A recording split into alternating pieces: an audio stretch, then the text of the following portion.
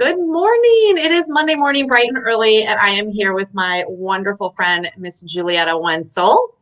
And my name is Allison Mancini, and we I'm are like, who excited are to have you you? here. So we're here for week 2 of our spiritual economics book club. Yay! I have to say, this is a great book for us because it's yes, the message is profound and deep, but it's really easy and fun to read, I'm finding. I agree with you. I'm going through it pretty fast, which is nice because, listen, all of the women on here, including us, are super busy. So that's a good thing. Yeah.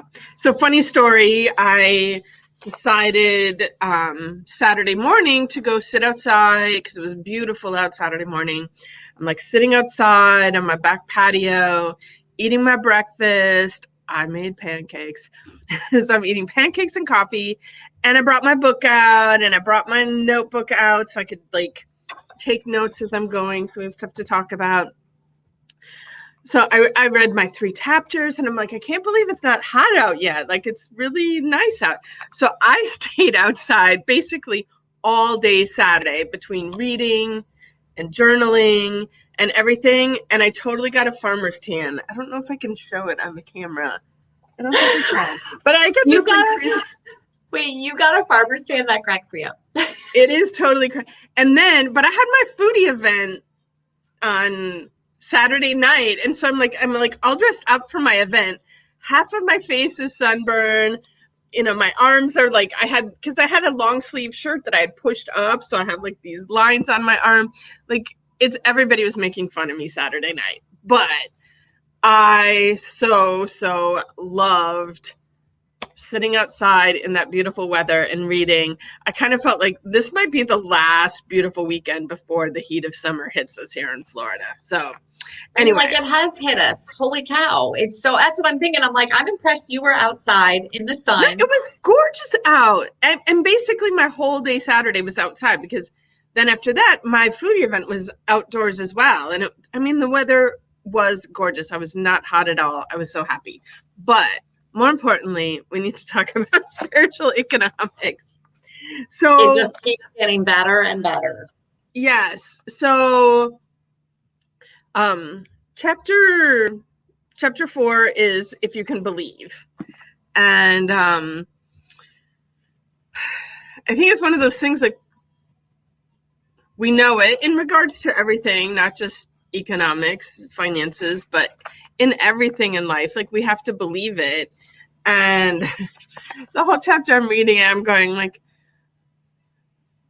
I can believe it, and then I can then I get out of my believing. But the first highlighted sentence I have in this chapter was, let go of I can't and begin to identify yourself as God's living enterprise. You are not just an average person. You are you, a unique individualization of the universal creative process. Affirm for yourself, I can because I am. And just getting to that space of no matter what, I am everything. I'm good enough. I'm worthy. But it's hard to always believe that all the time.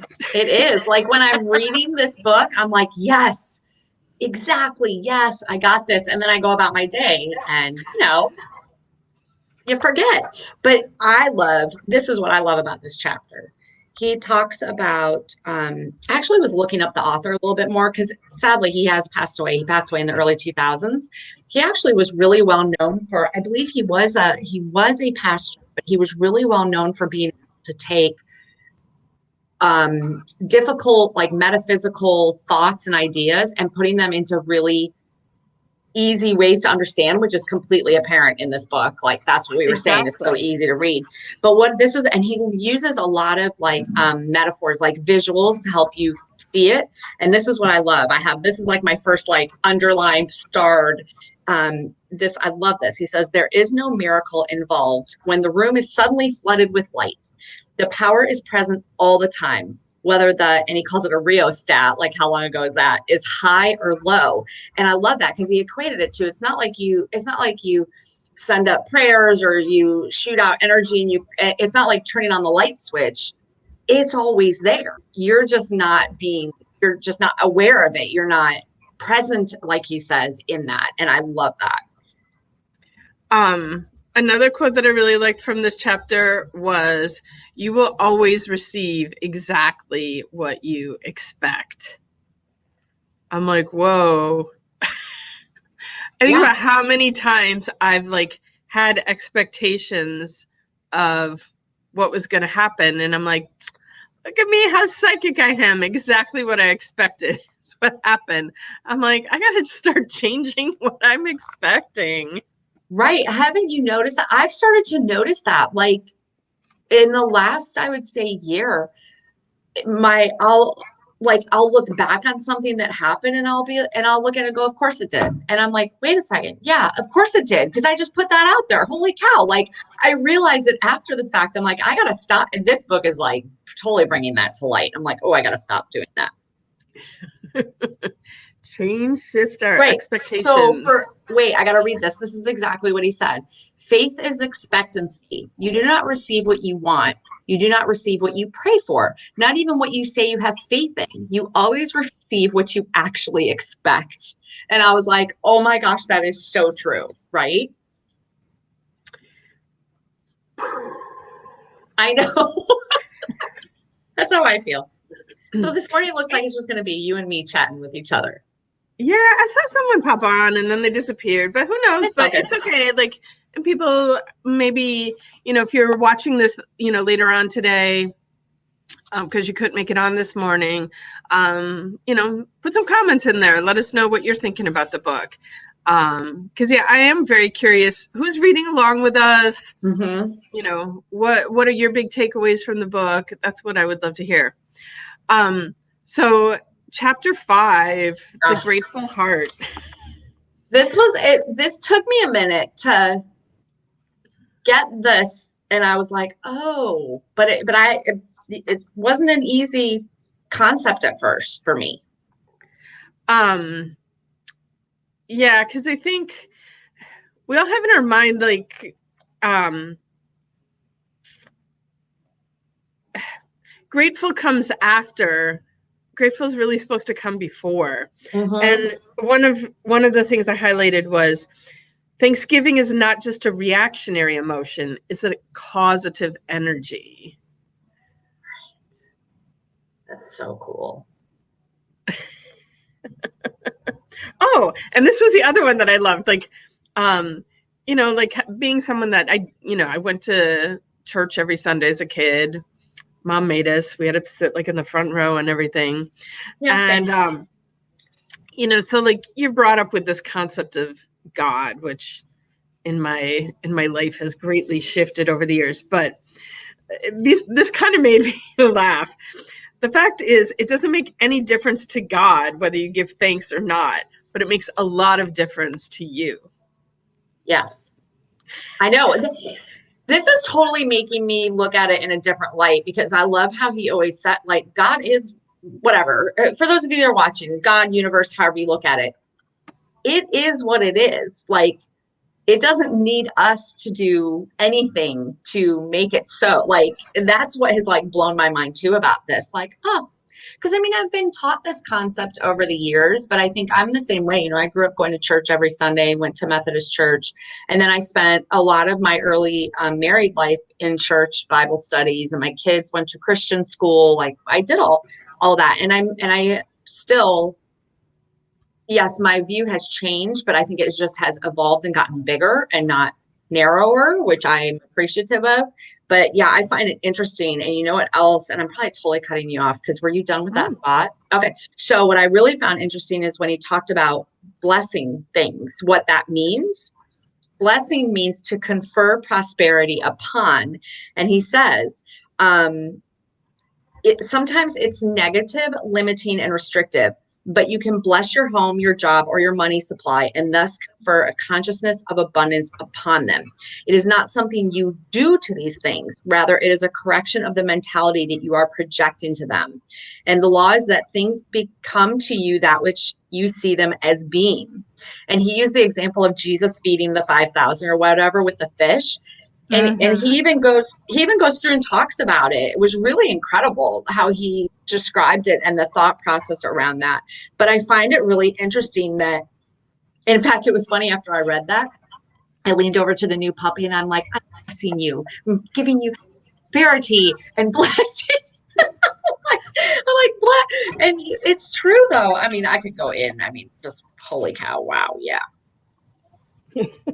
This is what I want to say. Remember, it is not an emotional reaction to the blessings you can count. It is an energy you stir up within you that is causal. It just, I mean, holy cow. If you're not reading this book, you got to read this book. It's incredible. Thanks to Karen for suggesting it. Yes, thank you, Karen Prescott. Which also coming up this week, she has the Courage and Confidence Awards for her.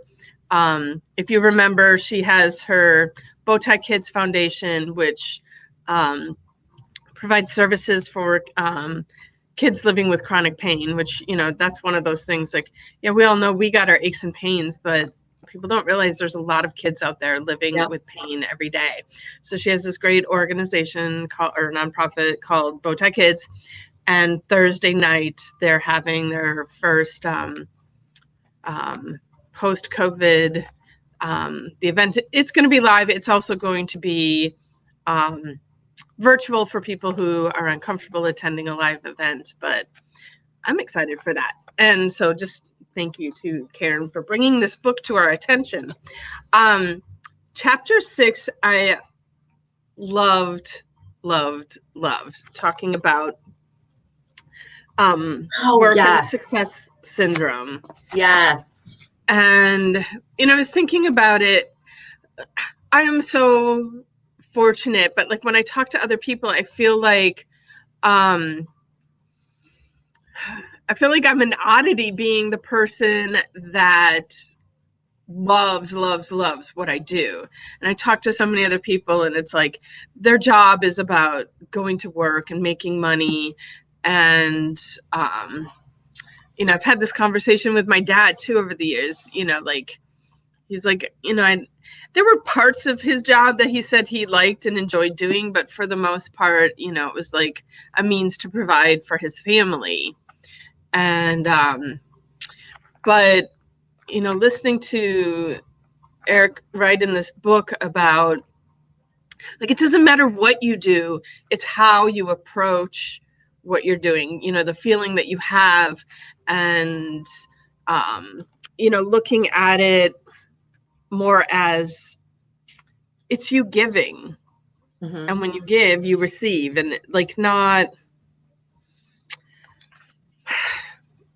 it's not about you giving to get money back, but like you're giving to the universe, you're giving to the collective as you go and you do your work. And when you shift, and I tell my clients this all the time, like when you shift your feelings about something, how that thing shows up in your life changes. So, if you go to work every single day, like hating on your job, like your job is going to be this thing that you hate. Whereas when you go to your job, like in this mindset of like, I'm giving to the collective, and I'm doing this from my heart with joy. Like your job will actually shift, or your attitude shifting about it will create a new job opportunity for you that's better for you. And just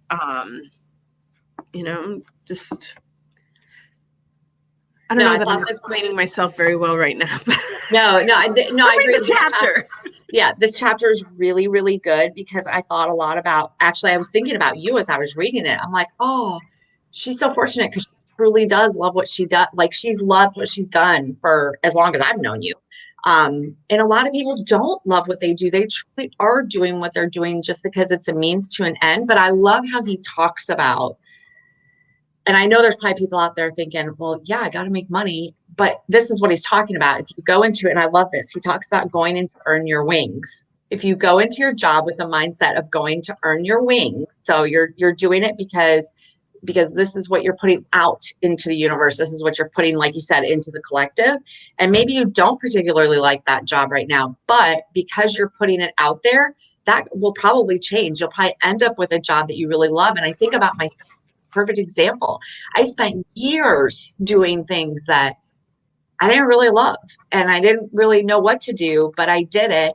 And I would say in this last year, some of the work that I've been doing for a few people, I've really been looking at it as I'm just doing this work because I love what I'm doing, and I don't not looking at the pay for it. And he's right. That has evolved. That pay has increased. I have new opportunities. Things have changed. Now I am doing what I love. And I didn't really realize it at the time, but I will read this one part that I underline because I think this makes exactly, I think, what you and I are both trying to say. You must earn your wings, not to please your employer, but for your spiritual well-being. What you do in your work every day may not affect your salary, but it vitally affects your focus on consciousness that regulates the flow of affluence into your life. You might seriously consider making it a commitment. Every day as you commence your work, affirm for yourself, I am going to earn my wings today. I love that. So, and actually, as we were talking about it, made me think about, so there's an intersection that I go through every morning on my way here, and there's crossing guards. I think I pass like 7 or 8 crossing guards on my way in, and there is one man he's on the first corner that I get to, and he waves at every single car that passes by, and he's like pointing at them and and he's got like all this energy while he's doing it. And I'm like that's a man earning his wing. I don't even know if do crossing guards get paid? I don't even know. They do get paid. They do. It's a part-time job. Yeah, they do. But like he's out there just like living it, loving it. And I'm like, man, I wish he would rub off on the other crossing guards because they're all kind of like, you know what? And he's out there, we're in South Florida. If those of you are watching that aren't in South Florida, it's hot out, even at 8:00 in the morning, right? That's amazing. Oh, man. I love that. So, but also since we're talking about crossing guards and talking about school, I highlighted that, I'm like, I constantly feel like our educational system needs to make a giant shift. But on page, and I thought like, how ironic is this too? This is on page 111, like I'm into like the angel numbers and stuff like that. So anyway, children in school are under tremendous pressure from their parents to get good grades. It's made clear that getting an A or a B is more important than learning itself. A C grade, supposed to be satisfactory, is considered in effect a failure, a cause of shame. So children who may need to gain more from education than right answers and whose curiosity may lead them to ask uncomfortable questions are marked down in grades. They just don't fit into a system that's geared towards the success syndrome. We tend thus to stigmatize them with a self-image of failure that will remain with them through all of their lives. So interesting, because Nick and I were just having this conversation on the way home yesterday in the car, even about college. So Lexi's now officially a senior, but we were talking about some of her classes and the grades. And Nick looked at me, he's like, Allison, he's like, if we got C's, like we were good. And not anymore. C's are like they look down on it. And I finally said to Lexi a few months back, I'm like, Lexi, your job never looks at your letter grades. They just want to know if you passed or not. That's all that matters. I'm like, stop worrying about it, because they do put so much pressure. And I'm talking, my kids have been putting, and you know what? We put pressure on them too. I'm not going to sit here and pretend like I didn't. We did. But as they've gotten older and I've evolved and learned, and just like what you said, it's so true. There are so many other things I wish my kids had learned in school that I'm now teaching them as they're out in the real world, so that they can be functioning adults in the world. And most of what they learned in school does not help them with that. So I know, it's incredible. Okay, we're almost up to our time limit. So I know. I just want to read this one last quote. Go. No matter what your job or your chosen career, your true business is the express business, the business of releasing your imprisoned splendor. I love that. We got to put that in there. Wait, your true business is your express business. Of course. Okay. Your true business is the express business, the business of releasing your imprisoned splendor.